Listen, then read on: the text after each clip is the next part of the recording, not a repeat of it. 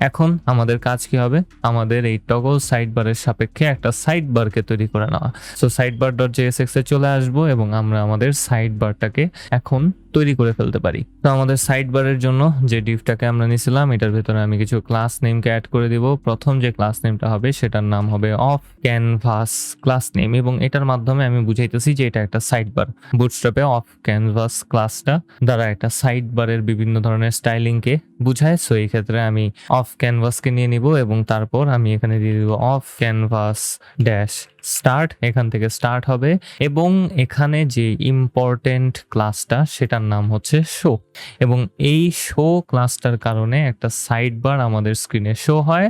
যেমনটা আপনারা যদি লক্ষ্য করেন ডান দিকে দেখতে পারবেন যে এখন আমাদের স্ক্রিনে শুধুমাত্র সাইড বার লেখাটাই আছে, এবং আমি যদি এখান থেকে শোটাকে সরায় দেই তাহলে সেটাও এখান থেকে চলে যাবে। তো আমাদের এই শো লেখাটাকে আমাদের সাইড বার বাটন ক্লিকের সাথে সাথে শো করতে হবে এবং সেটাকে আবার টগল করে সরাও দিতে হবে, তাহলেই আমরা আমাদের স্ক্রিনে সাইড বারটাকে দেখতে পারি এবং গায়েব করে ফেলতে পারি। সো আপাতত আমি এখানে শোটাকে দিয়ে দিব কারণ সাইড বার কম্পোনেন্টটাকে তৈরি করতে হবে ঠিকভাবে, এবং এটার ভেতরে আমি একটা ট্যাব ইন্ডেক্স নামক অ্যাট্রিবিউটকে দিতে পারি। এন্ড আমি জানি না এটার কাজ কি, আমার জিজ্ঞান না, জাস্ট বুটস্ট্র্যাপের এক্সাম্পলের ভেতরে দেখছি ট্যাব ইন্ডেক্স দিতে, আই হ্যাভ নো আইডিয়া এটা দিয়ে কি হয়। এন্ড আমি এটার ভেতরে একটা স্টাইলিং অ্যাট্রিবিউটকে অ্যাড করে দিব যেটার ভেতরে আমি ভিজিবিলিটিকে ট্রু করে দিতে চাই। সো ভিজিবিলিটি হবে ভিজিবল, আমরা আমাদের সাইড বারটাকে স্ক্রিনে দেখতে চাই, এই কারণে আমি এই অ্যাট্রিবিউটটা নিছি। আপনারা চাইলে নিতেও পারেন, নাও নিতে পারেন, কোনো সমস্যা নেই। এবং আমরা আমাদের সাইড বারটাকে জাস্ট সিম্পলি একটা টেমপ্লেট রূপে তৈরি করে নিতে পারি। তো আমি এখানে একটা ডিভকে নিয়ে নিব এবং এই ডিভের ভেতরে আমি কিছু ক্লাস নেমকে দিয়ে দিতে চাই। প্রথমটা হবে of canvas dash header, space দিয়ে আমি দিব D flex space justify content between, because এটা হবে আমাদের সাইড বারের ধরতে গেলে টাইটেলের মতো, এবং আমি টাইটেলের ঠিক ডান দিকে একটা ক্রস বাটনকে রাখতে চাই, এই কারণে আমি জাস্টিফাই কন্টেন্ট বিটুইন ক্লাস নেমটাকে দিয়ে দিছি। এবং এখানে আমি অ্যালাইন আইটেমস সেন্টার ক্লাস নেমটাকেও দিয়ে দিব। এন্ড এর ভেতরে আমি একটা টাইটেলকে দিতে পারি এবং একটা বাটনকে নিয়ে নিতে পারি। সো সবার প্রথমে আমি একটা H4 ট্যাগকে নিয়ে নিব এবং এই H4 ট্যাগের ভেতরে লেখা থাকবে সাইড বার এবং স্পেস ছাড়া সাইড বার লিখে দিই। H4 ট্যাগের ভেতরে আমি কিছু ক্লাস নেম দিয়ে দিব। প্রথম ক্লাস নেমটা হবে অফ ক্যানভাস ড্যাশ টাইটেল। একটু ওয়েট করে দেখি লেখাটা আসে কিনা, এবং টাইটেলটা এখানে চলে আসছে। এবং এর ভেতরে আমি একটা বাটনকে নিয়ে নিব এবং বাটনটা হবে সিম্পলি একটা cross button. So FA Times নামক আইকনটাকে আমি ইম্পোর্ট করে নিয়ে আসবো এখানে, এবং আমরা সেই বাটনটাকে দেখতে পারতেছি। বাটনের জন্য কিছু ক্লাস নেম দেওয়া যায়। সো ক্লাস নেমটা হবে BTN এন্ড আর কিছু না, জাস্ট এটা একটা বাটন, এটি আর কিছু দিব না আমি এখানে। এন্ড এটার জন্য একটা অন ক্লিক অ্যাট্রিবিউটকে নিয়ে নিতে হবে। তো এই বাটনে প্রেস করলে কি হওয়ার কথা, আমাদের সাইড বারটা ক্লোজ হওয়ার কথা।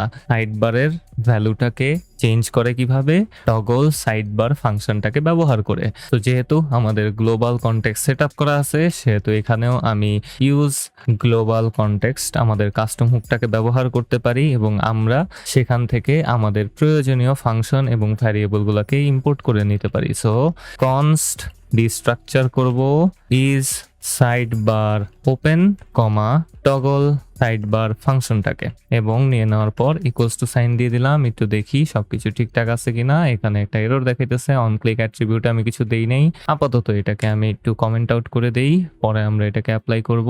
ইন্সপেক্ট টুলে আসি, কনসোলে যাই এবং একটু দেখার চেষ্টা করি সবকিছু ঠিকঠাক আছে কিনা। হ্যাঁ, সবকিছু ঠিকঠাক আছে। সো অন ক্লিক করলে আমাদের সাইড বারটা টগল হয়ে যাবে এবং এখানে আমি টগল সাইড বার ফাংশনটাকে দিয়ে দিতে পারি। এন্ড আপনারা যদি এখন একটু লক্ষ্য করেন তাহলে দেখবেন যে আমাদের কাছে একটা সাইড বার অলরেডি তৈরি হয়ে গেছে। এন্ড এখন আমরা আমাদের এই বাটন ক্লিকের সাথে আমাদের এই সাইড বারটাকে স্ক্রিনে শো করতে পারি, আবার স্ক্রিন থেকে গায়েবও করে দিতে পারি। এটা করব কিভাবে, আমাদের এই শো ক্লাস নেমটাকে অ্যাড করার মাধ্যমে এবং এটাকে রিমুভ করার মাধ্যমে। সো আমাদের এই পুরা ক্লাস নেমটাকে এখন ডাইনামিক করতে হবে।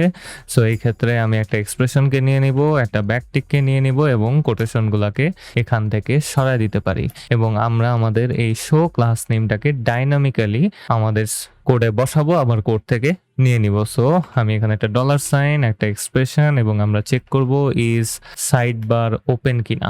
যদি সাইড বার ওপেন থাকে তাহলে আমরা আমাদের শো ক্লাসটাকে অ্যাড করতে পারি, আর যদি না থাকে তাহলে আমরা এমটি রাখবো।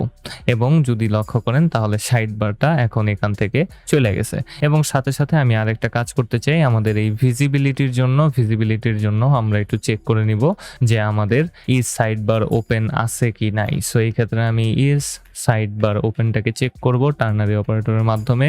যদি এটা ট্রু হয় তাহলে আমরা ভিজিবল অ্যাট্রিবিউটটাকে দিতে পারি, আর যদি না হয় তাহলে আমরা হিডেন অ্যাট্রিবিউটটাকে এখানে দিয়ে দিতে পারি।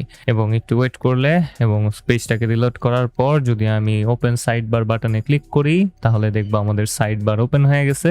ক্রস বাটনে যদি ক্লিক করি তাহলে আমাদের সাইড বারটা সাথে সাথে গায়েব হয়ে গেছে। এবং আমি চাইলে আমাদের এই ভিজিবিলিটিটাকে এখান থেকে পুরোপুরি সরাই দিতে পারি, আমাদের এই অ্যাট্রিবিউটটা আসলে অত বেশি দরকার নাই।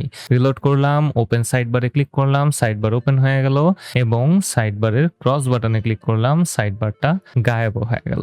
অ্যান্ড আপনারা যদি একটু লক্ষ্য করেন, আমাদের home.jsx থেকে কোনো ধরনের ভ্যারিয়েবলকে প্রপার্টি আকারে আমাদের সাইড বারে পাঠাইতে হয় নাই, এবং আমাদের এখানে কোনো ধরনের প্রপকে পাওয়ার দরকার পড়ে নেই প্যারামিটারে, সেগুলোকে রিস্ট্রাকচার করার দরকার পড়ে নেই। আমরা জাস্ট আমাদের গ্লোবাল কনটেক্সট প্রোভাইডারকে ব্যবহার করছি, সেখানেই আমাদের স্টেটগুলোকে তৈরি করছি, এবং আমরা আমাদের কাস্টম হুকটাকে ব্যবহার করে ডাইরেক্টলি সেই ভ্যারিয়েবলগুলোকে এবং স্টেটগুলোকে খুব সুন্দরভাবে ব্যবহার করতে পারতেছি। এবং মাঝে মধ্যে মনে হতে পারে যে এই দুইটা কম্পোনেন্ট আলাদা আলাদা থাকলেও এগুলো একই সাথে কাজ করতে পারতেছে, just because of the global context provider. এটা খুবই ইম্পর্ট্যান্ট একটা জিনিস, প্র্যাকটিসের উপরে অনেক বেশি রিলাই করে, এবং আমি এক্সপেক্ট করব আপনারাও এটা প্র্যাকটিস করবেন নিজেদের মতো বিভিন্ন প্রজেক্টে ব্যবহার করার মাধ্যমে। আমরা এই পর্যন্ত যতগুলা প্রজেক্ট তৈরি করছি সবগুলার ক্ষেত্রেই আমরা এই কনটেক্সট প্রোভাইডারকে ব্যবহার করতে পারি। সো আশা করব আপনারা এটা ব্যবহার করতেছেন। যদি ভিডিওটা ভালো লাগে তাহলে অবশ্যই একটা লাইক করেন, একটা কমেন্ট করেন, একটা সাবস্ক্রাইব করেন, কারণ সাবস্ক্রাইব করলে আমার ভালো লাগে, আমার মনে শান্তি লাগে। এন্ড পরের ভিডিওতে আমরা আমাদের এই প্রজেক্টটাকে কমপ্লিট করব, পরের ভিডিওতেই কথা হবে আপনাদের সাথে। ওকে, টাটা এভরিওয়ান।